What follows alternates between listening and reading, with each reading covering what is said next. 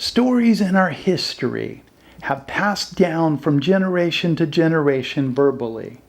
Exaggeration, phantasma, superstition, and supernatural elements then were added for enhancement. True stories such as the Trojan War were carried across the centuries. This led to the Iliad, or Odysseus' travel home, and the Odyssey, both written down for the first time by Homer several hundred years after the Trojan War. Several hundred years of storytelling turned a typical war and the journey home from the war into one of the most fantastical stories ever told. 1,000 Nights and a Night, or Arabian Nights, does the same. Magical realism is a continuation of this type of writing. My intention of this episode is to give some idea as to the term magical realism and its importance to South American writers. Magical realism became a big part of what has been called the boom. The boom is a period of time in the 1960s and 70s when South American writers reached their greatest popularity around the world. Magical realism has been a large influence on the South American writers for several decades. The next episode will be on the writers of the South American magical realism. I will then do 2 episodes as to how it relates to me. I was brought up fundamentally in a society very different from South American magical realism. I would say the opposite. However, my mother's culture from Louisiana is similar to that of South America, and that was a big part of my attraction to it. Magical realism holds on to the realism title as it appears naturally to be real. The characters live in a real world, a familiar world, a world which we understand. There is a part of this that we may not understand. That could be in the supernatural, superstition, fantastic, nonsensical, or events which are unexplainable to the reader. The writer doesn't explain or give much concern to the unfamiliar world, and neither do the characters. It might play with space and time. It seems to me the Spanish explorers had a magical realistic view of the New World. I have not read about similar viewpoints with the English, French, and Dutch explorers. It is the Spanish who gave their lives in search of lost cities of gold, the fountain of youth, reported on men 15 feet tall, and had tales of mermaids. Culture is frequently shown in magical realism. I suspect magical realism is often related to folk tales carried through the centuries. South American magical realism often is about social or political issues. Stories against the elites, dictatorships, imperialism, corporatocracy, monopolies, injustice, corruption, oppression, suffering, exploitation by U.S. corporations, colonial exploitations, U.S. military, and governmental intervention are all common themes. Although magical realism did not start in South America, it took on a greater complexity and depth there. There have been whole books written on the definition of magical realism, and for me to think I could accurately and completely define it would be naive. My definition is from the feeling I got from reading it, combined with my life experiences. To me, magical realism is more real than realism. I will go into this in 2 episodes.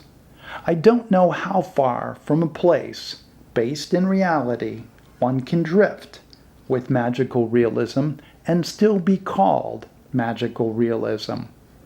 I understand it can go into dreams, the supernatural, play with or construct nonlinear time, play with the subconscious, but it seems to me there is a point in which this falls out of magical realism.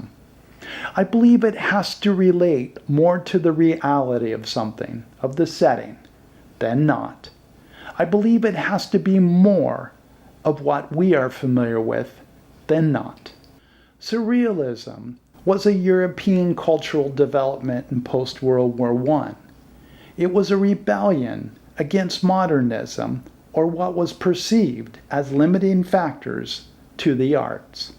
I suspect it may have also been a rebellion against the existing establishments, which caused World War I. I would have to do more research to have any proof of that.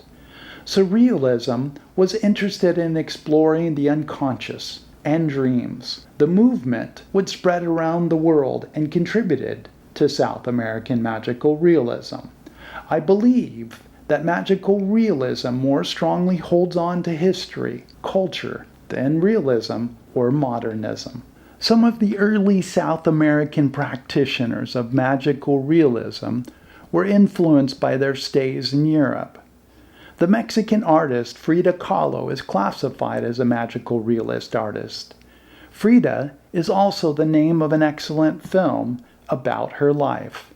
This was organized and produced by Salma Hayek, who played Frida. I was fortunate enough to have a conversation with Salma just before her film was released. Salma had an amazing appreciation for Frida, and ever since sharing it with me, I have too. Frida lived from 1907 to 1954. She was stricken with polio at the age of 6, and her legs ached throughout her life from this. At the age of 18, she was impaled. The bus she was riding on was in an accident. A pole was pushed deep inside her. How she survived is a mystery. This broke and crushed multiple bones. As if the pain from her childhood polio wasn't enough, the injuries from the accident also left her in constant pain. I suspect Frida's magical realistic artwork was in part her attempts and abilities to escape her ever-present pain. 4 years after the accident, she would meet Diego Rivera, the famous Mexican muralist painter, and the two would marry. Diego was one of the artists heavily influenced by Surrealism. This came about in his stay of several years in Europe. Both Frida and Diego embraced the native cultures of Mexico, and like many Latin American magical realists, tried to portray their oppression, though Diego and Frida had two very different styles. Diego in Europe spent extensive time in artist communities, and this would continue when he returned to Mexico. Frida, too, would become quite active in this. Writers and artists often congregate in artist colonies and neighborhoods. The writer or artist mindset is very different and unusual. Thus, being among others similar to them must be quite attractive. This easily brings new perspectives. Artist movements often happen in this way, such as the South American magical realism. The vast majority of the magical realist writers of South America are not from the classes they defend.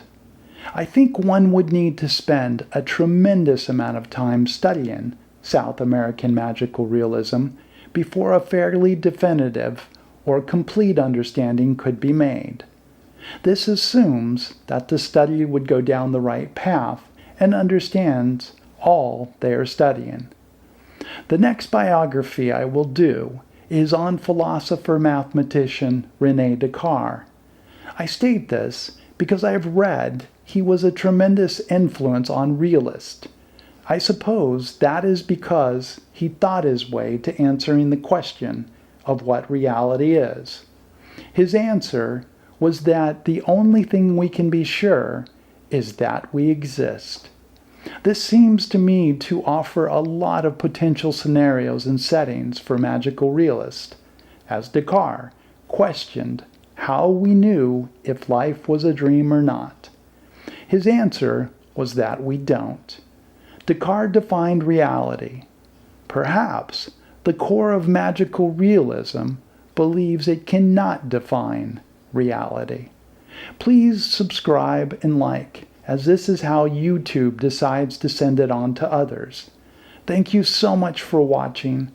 Have a great day, and see you in the next episode.